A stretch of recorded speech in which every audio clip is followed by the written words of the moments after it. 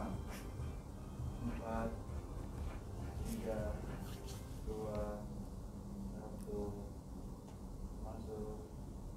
Assalamualaikum warahmatullahi wabarakatuh. Halo pemirsa setia Sultan TV dimanapun Anda berada. Kembali lagi bersama saya Raudloh Rida dalam dialog bincang hari ini. Pemirsa, Presiden Prabowo Subianto menyatakan komitmen Indonesia menuju swasembada pangan dan energi sebagai langkah utama guna menghadapi tantangan global yang makin kompleks.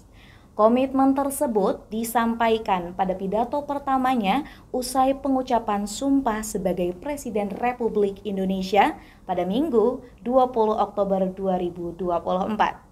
Prabowo Subianto juga membeberkan target Indonesia untuk mencapai swasembada pangan dalam 4 hingga 5 tahun ke depan.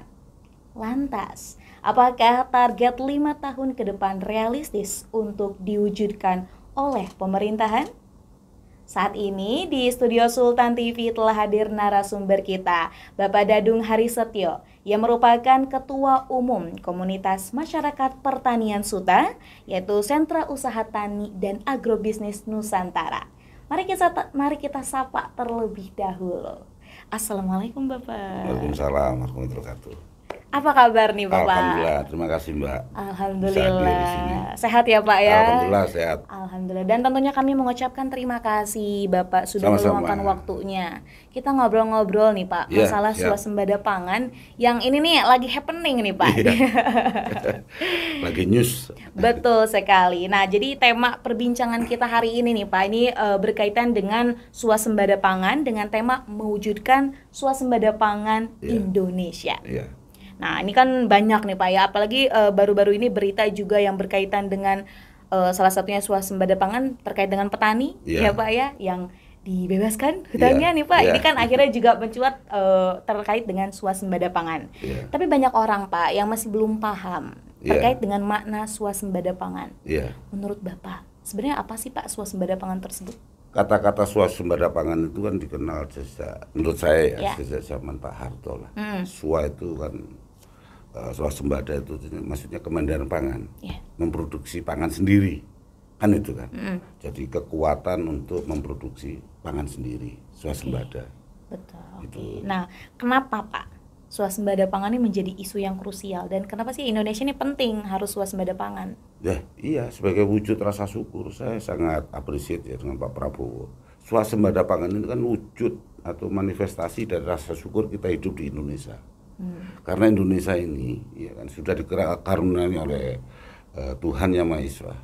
Sinar mataharinya terbaik, udaranya terbaik, tanahnya terbaik, airnya terbaik di seluruh dunia. Coba cari.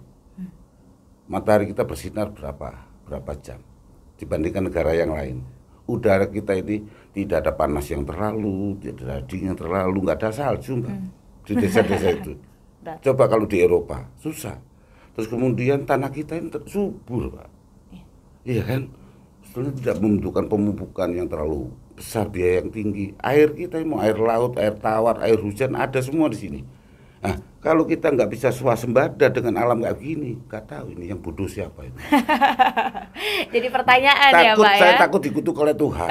Hei, orang Indonesia, aku telah berikan kamu sinar matahari terbaik, udara yang terbaik, tanah yang tersubur di dunia dan air yang terbanyak. Kenapa kamu masih tidak sejahtera? Iya, iya. Itu jadi pertanyaan Jadi loh Pak. pertanyaan. Mudah-mudahan ini karunia Tuhan ini Bisa. dimanfaatkan. Dimanfaatkan. Dimanfaatkan dengan baik.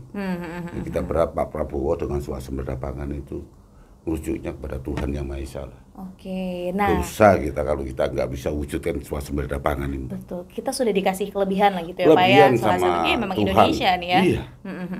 Gitu. Nah, kemudian Pak, ini terkait dengan pidato Pak Prabowo Iya. mengenai swasembada pangan ini kan akhirnya menjadi pro kontra juga. Iya. Apakah nih Pak ya, target 5 tahun untuk swasembada pangan di Indonesia itu terlalu ambisius? Saya kira kita di Indonesia ini ada yang bisa kerja cepat, ada yang kerjanya cuma muter-muter dan lambat. kan itu. Iya. Tentu dalam mengerjakan pekerjaan yang khusus harus disiapkan dengan orang-orang yang khusus komitmennya. Terutama di orang-orang yang membuat kebijakan ini, Mbak. Kadang-kala buat kebijakan itu muter-muter. Kadang overlapping, overlapping itu tumpang tindih. Ada kebijakannya overlocking, saling ngunci, nggak mau kerja. Ini harus dirubah ini terkait dengan pangan ini. Kemudian yang kedua, pelaku usaha, baik pelaku usaha swasta maupun BUMN. Ini kadangkala moralitasnya, mentalitasnya nyari untung, nyari enaknya sendiri. Iya kan, masalahnya diserbikan oleh masyarakat. Ini pengusaha ini, asosiasi pangan itu berapa sih? Coba kita lihat. Iya kan? Terus kemudian BUMN, kita lihat BUMN ini rugi terus, Mbak. Kenapa nih, Mana Pak ada ya? BUMN yang untung, coba ya. Kalau BUMN ini rugi, terus ngurusin masalah tata niaga perdagangan pangan dan produksi dan distribusi ini, tercapai enggak kira-kira? Ketika masalah riset dan development, banyak karya anak bangsa dari kampus-kampus terbaik ini tidak dipergunakan oleh negara ini, justru dipergunakan oleh negara lain. Hasil karya penelitian banyak dipakai Vietnam, Kamboja, Laos, Thailand dan sebagainya. Karena di sana lebih berharga daripada di sini. Lebih dihargai Lebih juga. dihargai. Disitulah 3 hal ini sebetulnya problem dasar utama dalam swasembada pangan. Tadi kebijakan. Jangan kebijakan ini dibuka, disempitkan, dilebarkan untuk kepentingan tertentu, jangan. Orientasi ke rakyat. Iya kan? Terus pelaku usaha, swasta, asosiasi dan BUMN ini harus jelas moralitas dan mentalitasnya. Mereka ini bekerja untuk negara, bukan untuk dirinya dan kelompoknya dan sebagainya. Kemudian riset ini, kampus-kampus ini harus diberdayakan. Banyak ahli, banyak profesor, doktor di sana. Jangan negara lain yang ini malah menggait.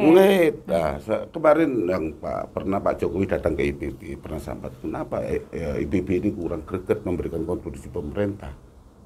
Lah iya, kalau tahu Mbak itu Menteri Pertanian Vietnam, Menteri Pertanian Thailand kalau nggak salah itu lulusan IPB. Wah, ya. Iya. Dan banyak profesor doktor di sana di-hire. Iya kan, saya pernah tanya salah satu dokter, kenapa ke sana? Gimana Mas? Kehidupan saya, anak saya 45 orang. Iya kan, saya hasil karya saya di sini berputar-putar terus, nggak ada nilainya. Akhirnya dipakai di sana. Sekarang saya sebulan bisa digaji 75 juta dengan fasilitas ini dan sebagainya. Ya nggak salah. Iya, realistis Pak. Realistis. Kebutuhan. Ini bukan masalah nasionalisme sama NKRI Mas. Tapi tanggung jawab saya kepada anak saya gimana? Nah itulah perhatian terhadap para peneliti, para profesor, doktor ini kurang Mbak. Karyanya banyak itu. Itu kalau diambil, ya kan, oleh pemerintah, kemudian dielaborasi, didistribusikan bagus. Contoh kayak bikin food estate. Kenapa food estate nggak menugaskan kampus untuk bikin FS-nya? Kok langsung kerja? Bikin kontes. Seluruh kampus apa yang punya fakultas pertanian, ekonomi, hukum dan sebagainya, bikin kontes saja. Mana yang lebih efisien? Mana food estate yang aman? Mana food estate yang bisa meningkatkan pertumbuhan ekonomi dan kesejahteraan masyarakat? Karya kampus perlu. Jangan sampai nanti begitu kesulitan, begitu terjebak pada kesulitan yang besar, menyatakan mundur. Saya mundur, tapi negara udah rugi, kalian mundur, menterinya mundur, itu udah rugi pemerintah. Udah triliunan gitu loh. Betul. Ini diganti karena kebijakan yang salah, tapi kan negara udah rugi triliunan. Enak aja. Enak aja gitu, malah ditinggal gitu kalau ya, saya Pak. nggak sukses dalam swasembada pangan dan food estate ini dan sebagainya, saya mundur jadi menteri. Wah, itu simpel banget itu. Saya kira itu termasuk orang yang belum bisa bertanggung jawab. Bukan tidak bertanggung jawab, belum bisa tanggung jawab. Iya.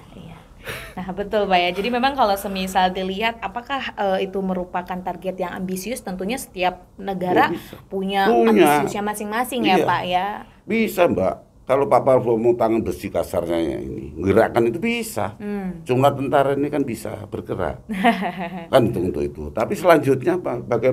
Bagaimana mentransformasi itu? dari kerja cepat dari tim yang cepat ini kepada aparat partisipan ini. Ini butuh knowledge, butuh pengetahuan, butuh ini. Ada sinergi yang saling berkorelasi. Iya, berkorelasi. Tentunya, iya. Nah, kemudian nih Pak, tadi kan itu sudah sekaligus menjawab pertanyaan bagaimana langkah pemerintah gitu kan ya untuk mewujudkan swasembada pangan.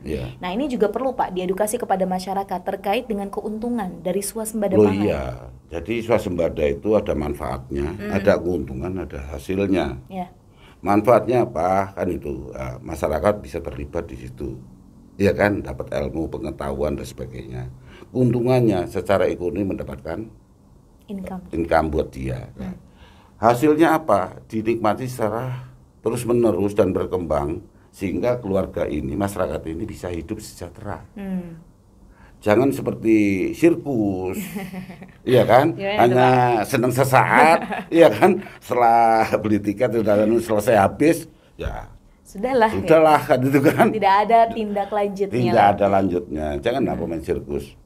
Jaga pergunakan ilmu, kan banyak orang-orang yang berilmu di Indonesia yang bisa diajak bersama. Betul.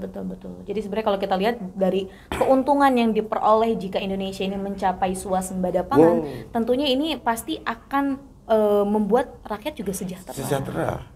Sehingga apa? Rakyat nyaman, sejahtera, Mbak. Kalau hidupnya nggak sejahtera, ini galau ini, was-was. Akhirnya apa? Gampang diprovokasi. Makanya kalau swasembada ini gagal, ini bahaya.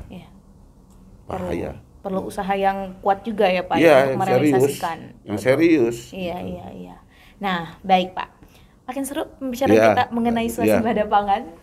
Kita akan kembali sesaat lagi nih Pak. Kita akan break, maka dari itu jangan kemana-mana pemirsa. Tetap bersama kami di Bincang hari ini.